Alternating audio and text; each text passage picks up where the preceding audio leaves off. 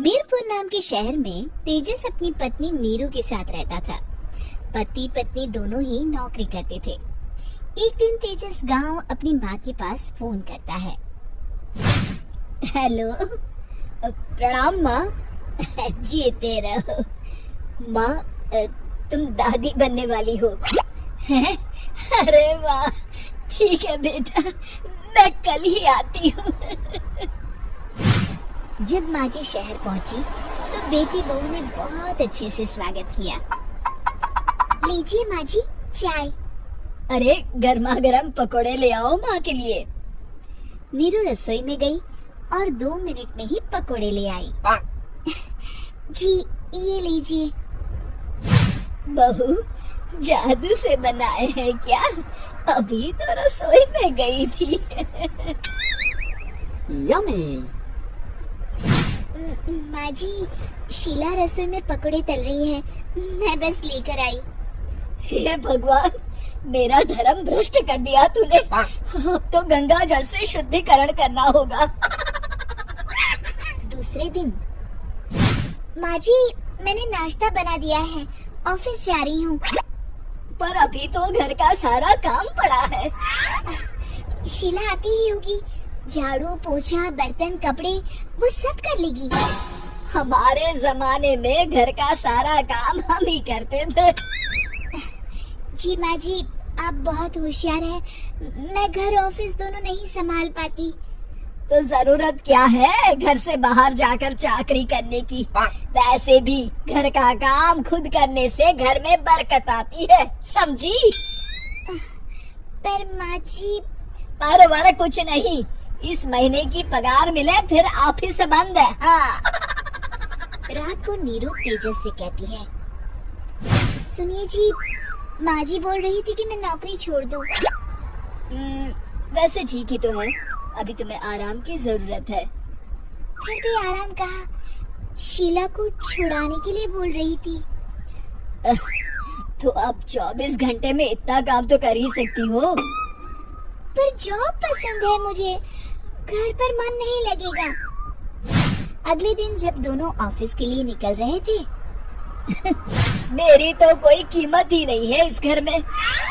माँ जी, आजकल महंगाई बहुत है, रहन सहन भी बदल गया है। दोनों नौकरी करते हैं तभी ठीक रहता है। अच्छा, तू कहना क्या चाहती है? मेरा बेटा तुझे बिठा के खिला नहीं सकता? तू ही इस घर का खर्च चला रही है, हैं? नहीं माँ जी, मेरा वो मतलब नहीं था। मतलब खूब समझती हूँ, ये बाल धूप में सफेद नहीं किए मैंने। हाँ। अब तो ये रोज का काम हो गया था। तेजस भी रोज की चिक चिक से परेशान हो गया था। एक दिन उसने कहा, नीरू, वैसे भी तुम्हें मैटरनिटी लीव मिलने वाली है, तो अभी से ही छुट्टी ले लो। पर क्या, मेरी सैलरी अच्छी खासी है। आखिर नीरू ने रिजाइन कर दिया। जब बच्चा हुआ तो घर में सब बहुत खुश हुए। कुछ दिनों बाद तेजस फाइल देख रहा था।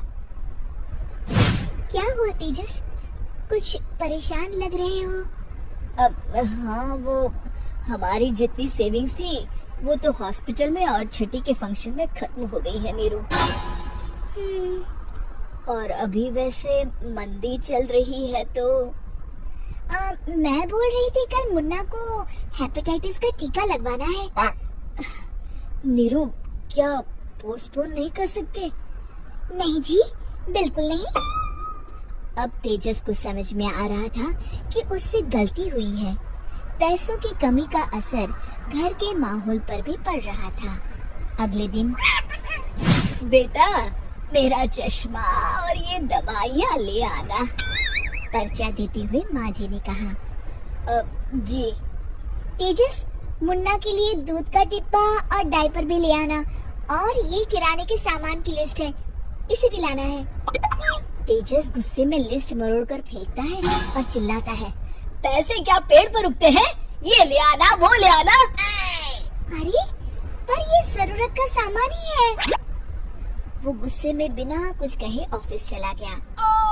अरे लंच तो ले जाइए। नीरू दौड़ कर डिब्बा पकड़ाती है एक दिन खाना खाने के बाद, नीरू, अब तो मुन्ना कुछ बड़ा हो गया, तो अब तुम वापस ज्वाइन कर लो ना जॉब। पर इस रिसेशन में जॉब मिलना बहुत मुश्किल है, ट्राई तो करो। फिर मुन्ना, माँ जी है ना, और एक फुल टाइम मेड भी लगा लेंगे। पर माँ जी, उन्हें तो पसंद नहीं।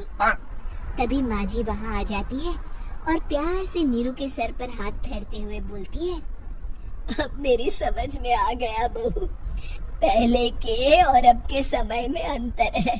तुम काम शुरू करो, मुन्ना की जिम्मेदारी मेरी। मेरी प्यारी माँ जी। ये कहकर नीरू उनके गले लग गई। शिक्षा, परिवर्तन संसार का नियम है, हमें भी समय के साथ चलना चाहिए। उम्मीद है कि आपको हमारी ये कहानी पसंद आई होगी। कृपया हमारे चैनल को सब्सक्राइब करें और सभी अपडेट्स के लिए बेल आइकन जरूर क्लिक करें। और हाँ, वीडियो लाइक और शेयर करना मत भूलिएगा। Bye bye.